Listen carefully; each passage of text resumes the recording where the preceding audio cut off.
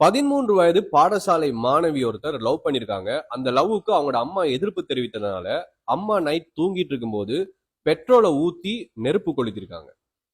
இப்படிப்பட்ட ஒரு மகள் பாத்தீங்களா? 10 மாசம் சுமந்து பெற்ற ஒரு தாய வெறும் காதலுக்கு பெட்ரோல் ஊத்தி கொளுத்திய ஒரு சம்பவம் பதுளையில பதிவாகி இருக்கு. உடனடியாக அந்த அம்மா பதுளை வைத்தியசாலையில் அனுமதிக்கப்படுறாங்க. அவங்களுக்கு மேலதிக சிகிச்சை வழங்கணும் அப்படிங்கிறதுக்காக உடனடியாக கொழும்பு தேசிய வைத்தியசாலைக்கு இடமாற்றம் செய்யப்படுறாங்க.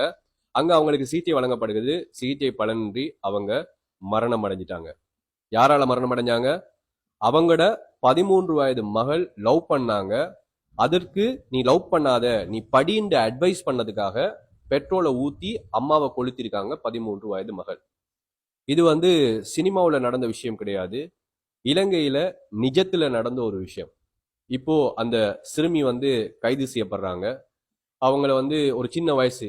இப்போ மனநல வைத்தியர்களிடம் அவங்க கையளிக்கப்பட்டிருக்காங்க.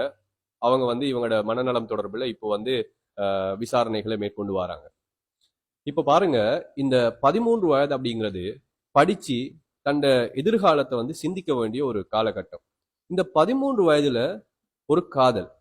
எவனோ ஒருத்தனுக்காக 10 மாசம் சுமந்து பெற்ற ஒரு தாயை பெட்ரோல் ஊத்தி கொளுத்துற அளவுக்கு ஒரு தைரியம் அந்த பிள்ளைக்கு எப்படி வந்துச்சு அப்படிங்கிறது ஒரு கேள்விக்குறி. இந்த டிஜிட்டல் உலகத்துல நாங்க இருக்கிறோம். நீங்க எல்லாருமே பெற்றோர்கள் பிள்ளைக்கு ஸ்மார்ட் போனை தூக்கி கொடுக்குறீங்க. என்ன நம்பிக்கையில கொடுக்குறீங்க அப்படிங்கிறது தெரியாது. ஆனா உங்களோட பிள்ளைகள் செய்யற வேலைகள் இப்படித்தான் இருக்கு. இது தெரிய வந்தனால நம்ம எல்லாருக்கும் ஒரு செய்தியா இருக்கு. தெரியாம எத்தனை விஷயங்கள் நடக்குது அப்படிங்கிறது தெரியாது. சோ பெற்றோர்களே, உங்களுடைய பிள்ளைகள் தொடர்பில் ரொம்ப அவதானமா இருங்க. ஏனோ தானோன்னு சொல்லி எந்த பிள்ளை நல்ல பிள்ளை அப்படிங்கிற ஒரு தைரியத்துல ஸ்மார்ட் போன் எல்லாம் தூக்கி கொடுக்காதீங்க. உங்களுக்கு தெரியாமலே அவங்க சில விஷயங்களை பண்றதுக்கான வாய்ப்பு இருக்கு. ஆகையால இது ஒரு விழிப்புணர்வு பதிவு. பெற்றோர்களை உங்களுடைய பிள்ளைகளினுடைய நடத்தை தொடர்பிலும், உங்கள் பிள்ளையினுடைய பழக்க வழக்கம் தொடர்பிலும், உங்கள் பிள்ளையினுடைய நண்பர்கள் தொடர்பிலும் ரொம்பவே அவதானமா இருங்க.